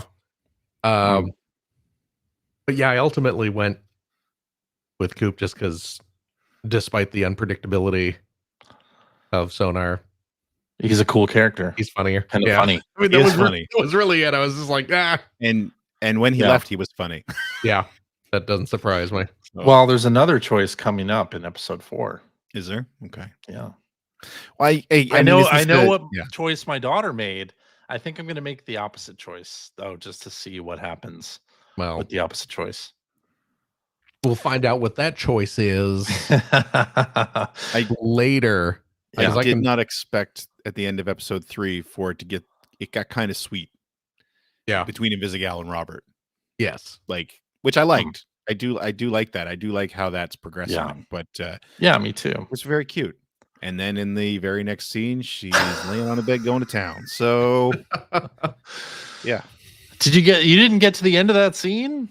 No, so you don't know, dude. Okay. I'm sitting in the living room. My kids are like, I don't want my 13-year-old to walk in. Okay.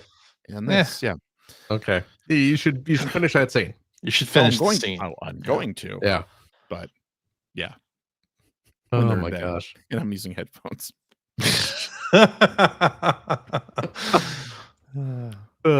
Funny. But yeah, I mean, it's pretty great.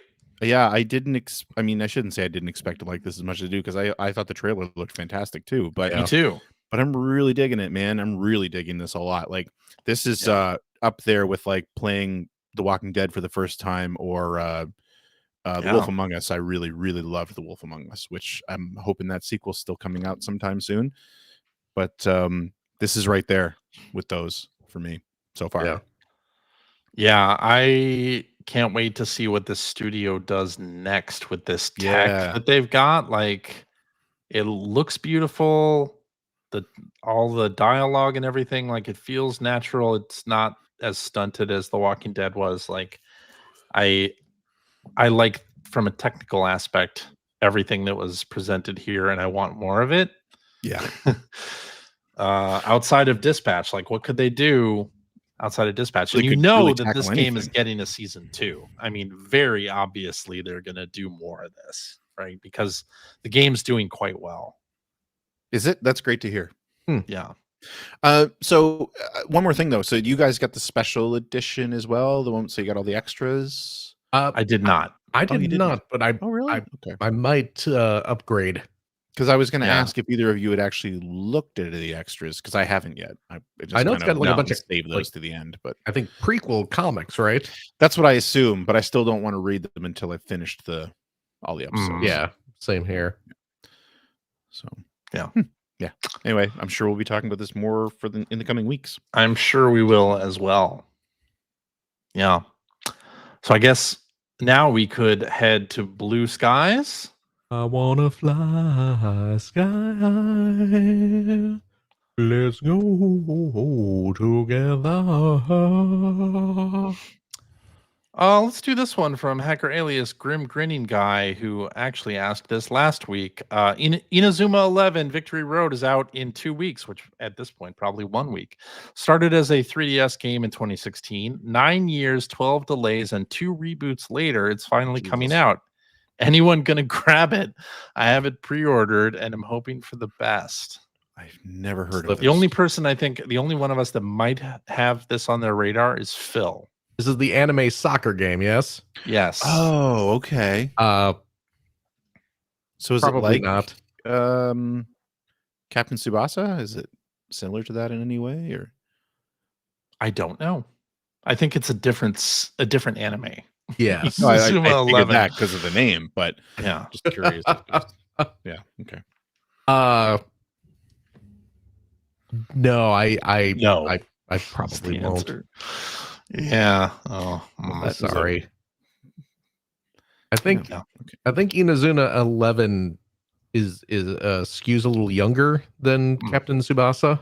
Okay. I believe. Okay.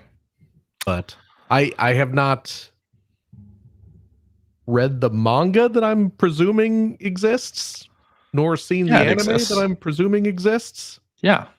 Because it's both of those things exist. It's based on a right? Yeah. Is it? I'm pretty sure it is. Oh yeah. In addition to video games, the franchise also includes a manga and several anime. Mm-hmm. Although it was created by Level 5. So it's a video game first? Apparently. Oh, all right. Apparently. There you go. So I have no history with Inazuma 11. Okay. So although it is wild the development history of this particular one. I know. Yeah. Starting on 3DS and then getting delayed and all that stuff. Yeah. Yeah. All right. Let's do this one from Hacker Alias Randomly Rossi, who says favorite third-party controllers, past or present. Oh, Third-party controllers. controllers. Yeah, the split pad for the Switch. Oh yeah, pad for the Switch. That's a good one. Because I generally have never liked third-party controllers, but that puppy, made the Switch playable. It absolutely did.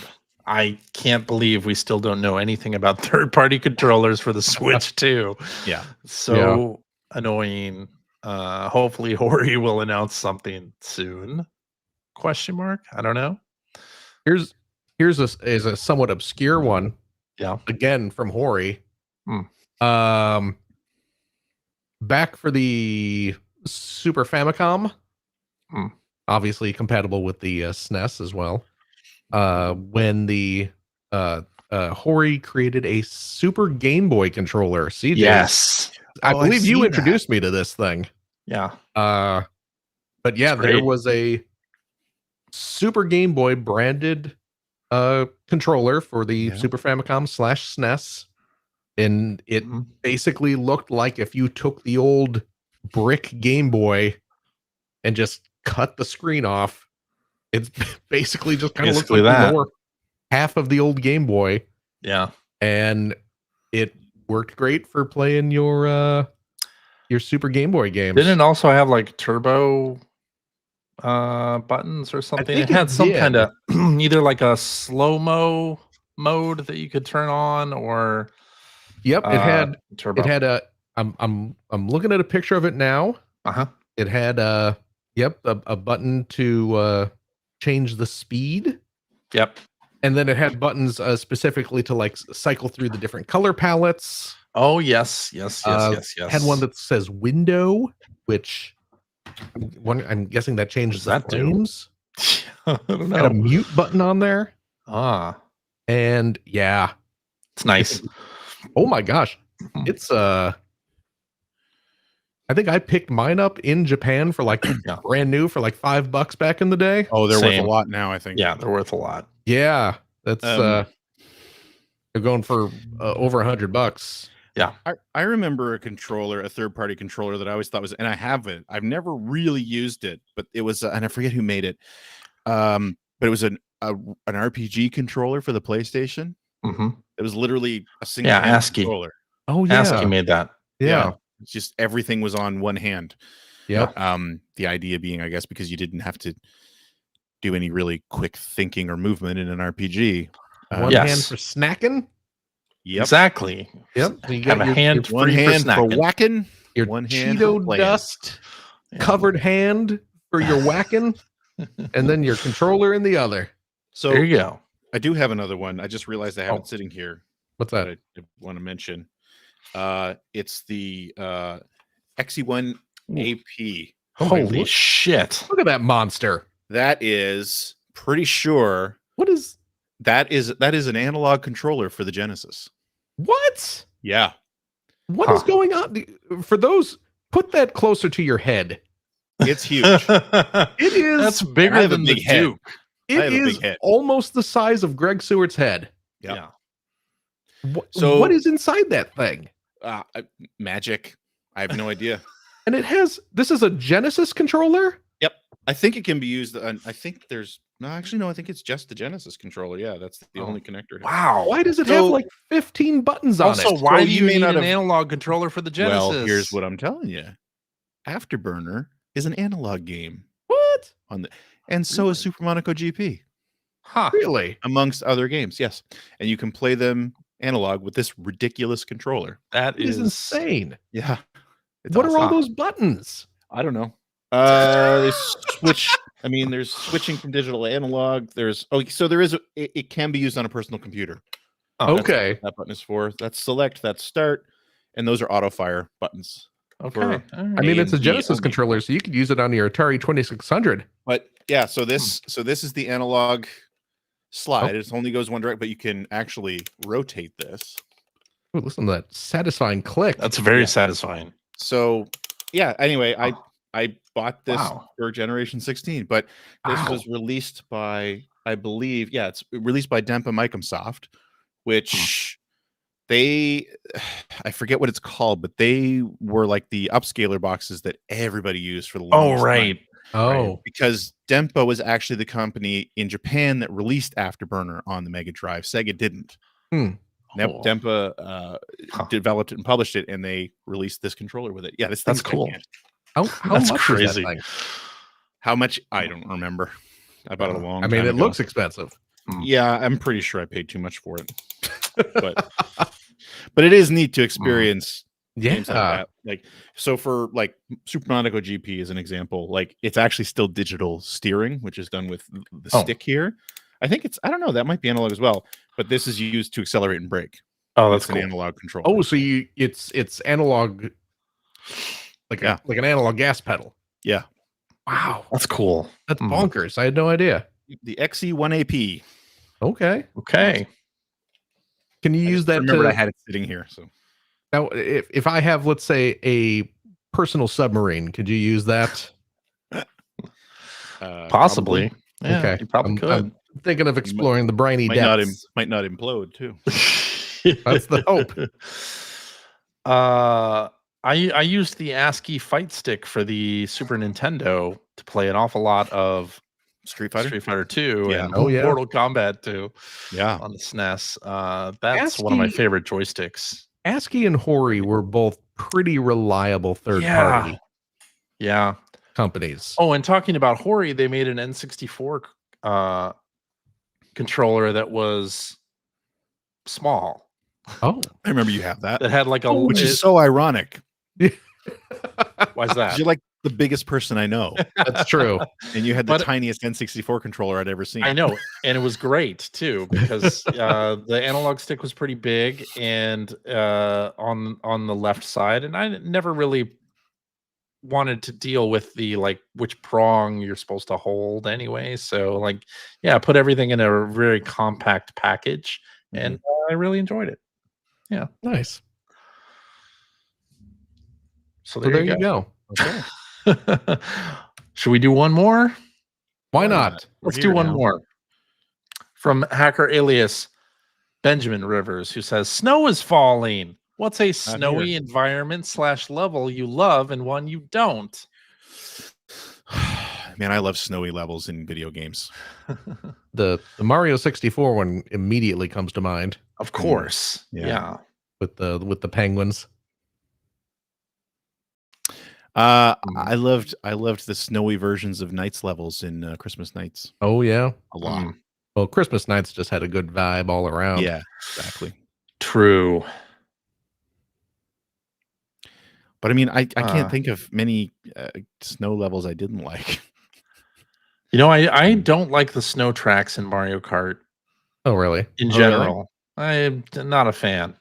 They're probably low on my list of top tracks. Snow levels and Snow. underwater levels, I'm all about. I Snow ooh, levels. I am not a fan of the underwater levels. Oh, No.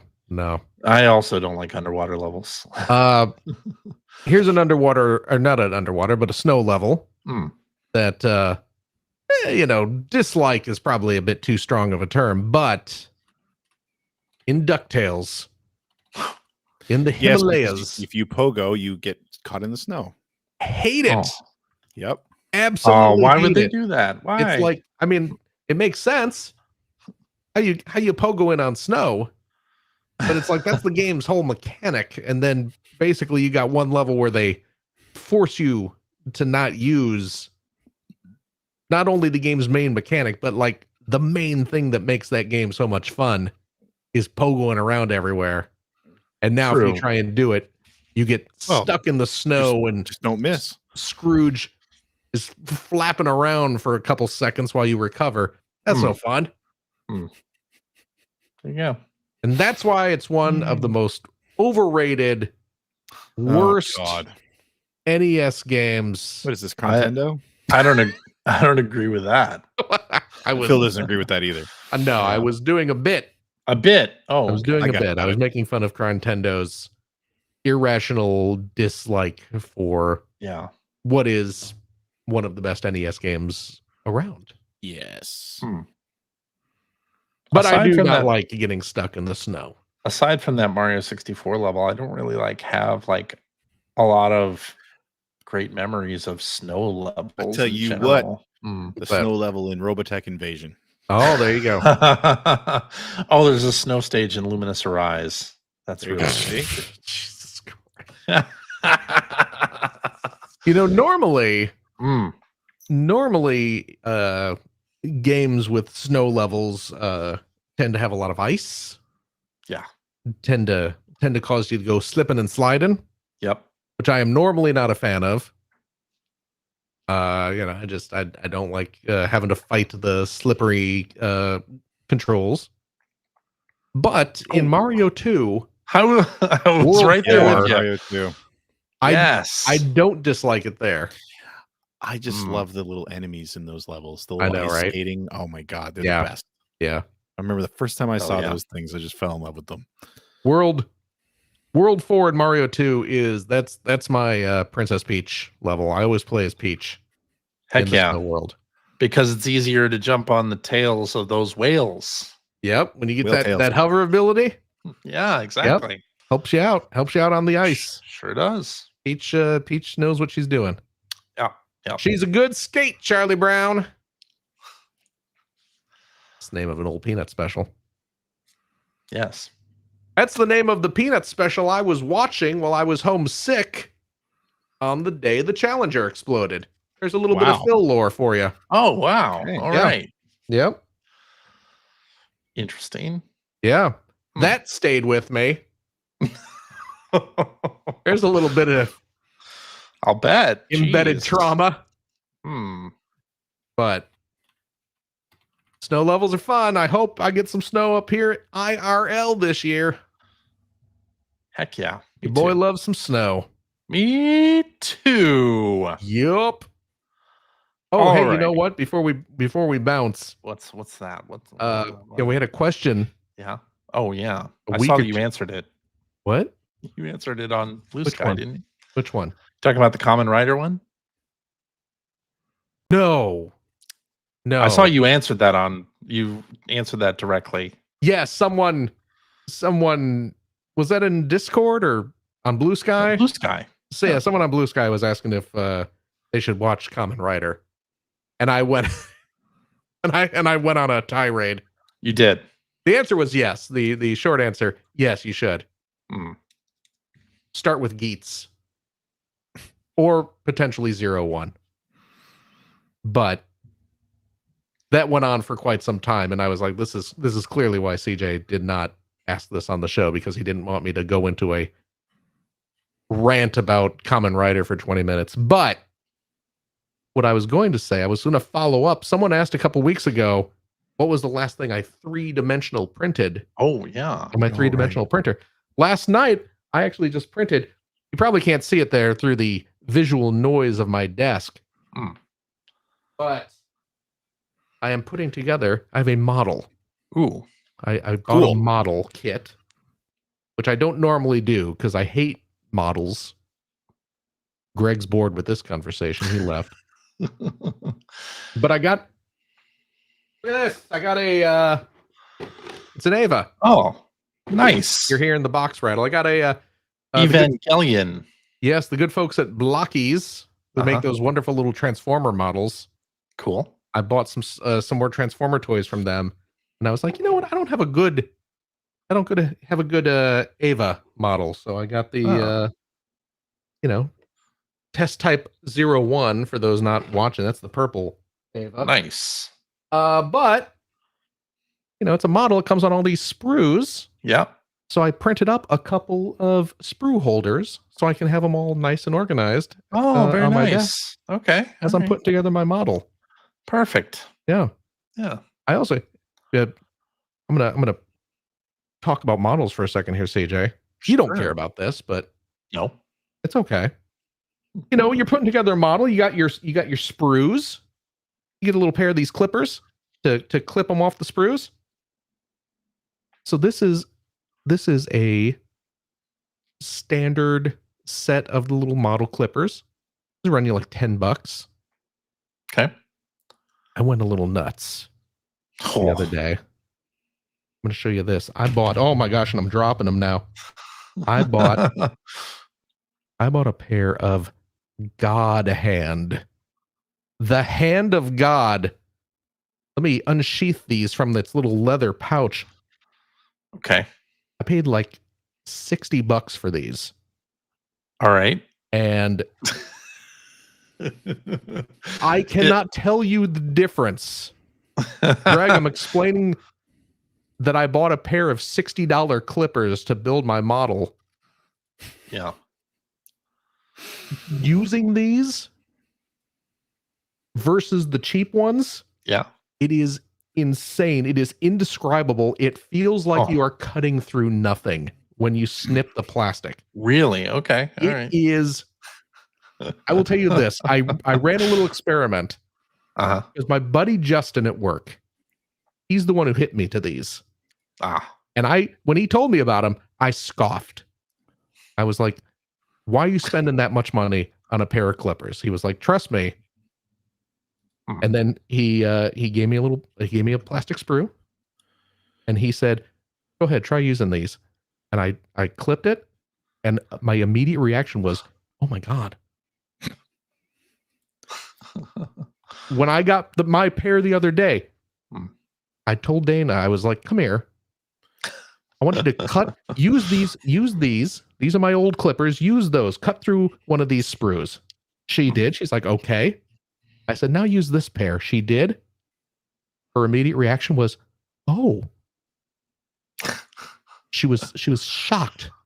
I brought Finn down. I did the same experiment with him. I said, here, try using these now. And he said, oh, wow. It is like cutting through butter with a heated knife, except somehow more beautiful. Okay. It's incredible. Anyone listening who is into model building, good Lord, invest in a pair of these God Hand clippers.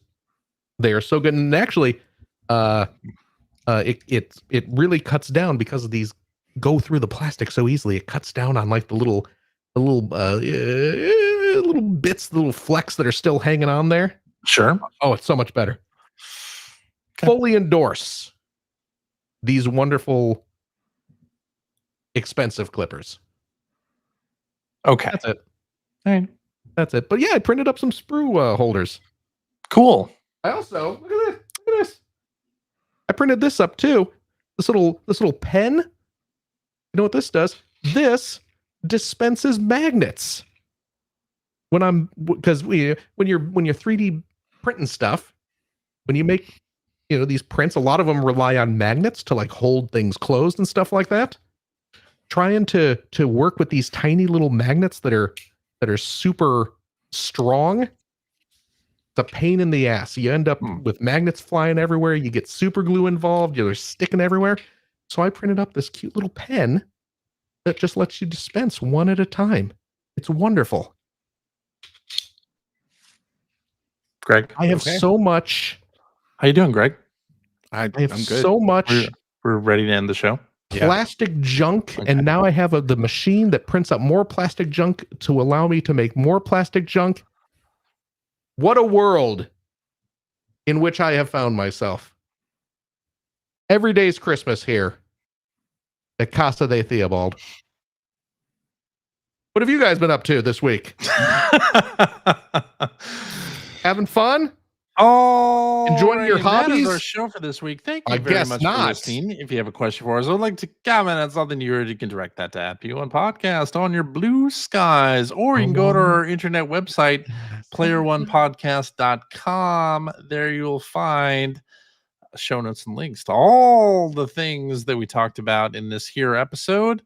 And you'll also find a link to our Discord server where you can discuss this episode with us and our other listeners. There we go.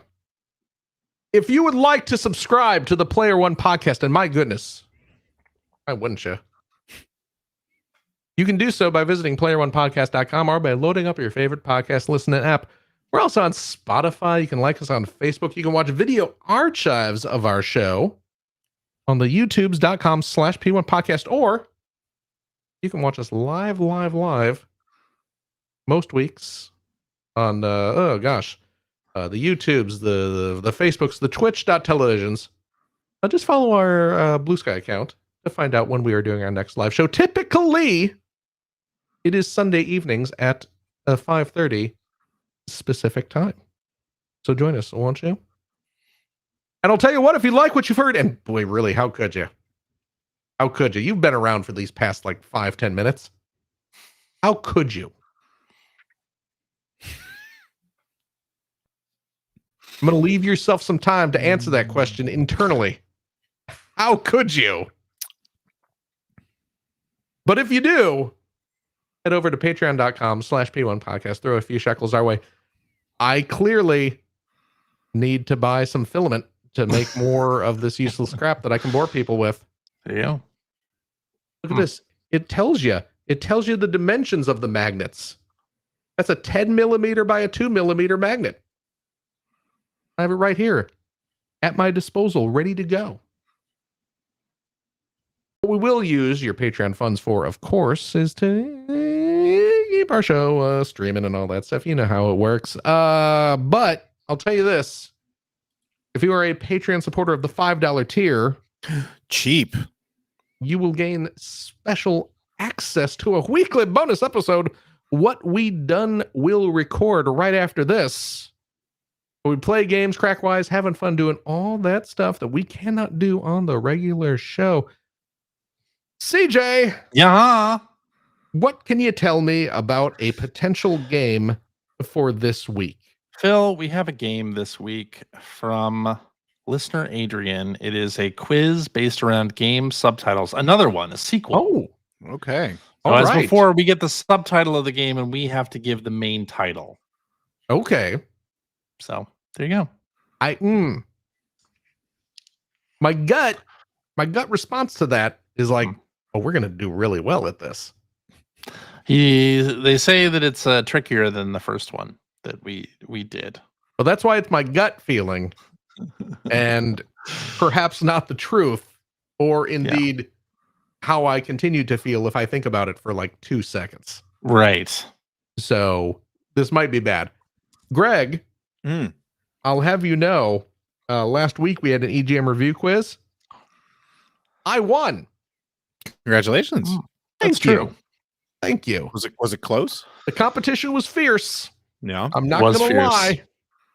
There were a few moments when I was a little worried about the outcome, but I did make it through. It was Mortal Kombat games. It was. It was. I believe I got Kombat games. I think I got one right. You got one correct. Yeah. The spoilers for the non-Patreon supporters who will be listening to it in 2 years. I'm sorry. Yes. In 1 year and 51 weeks.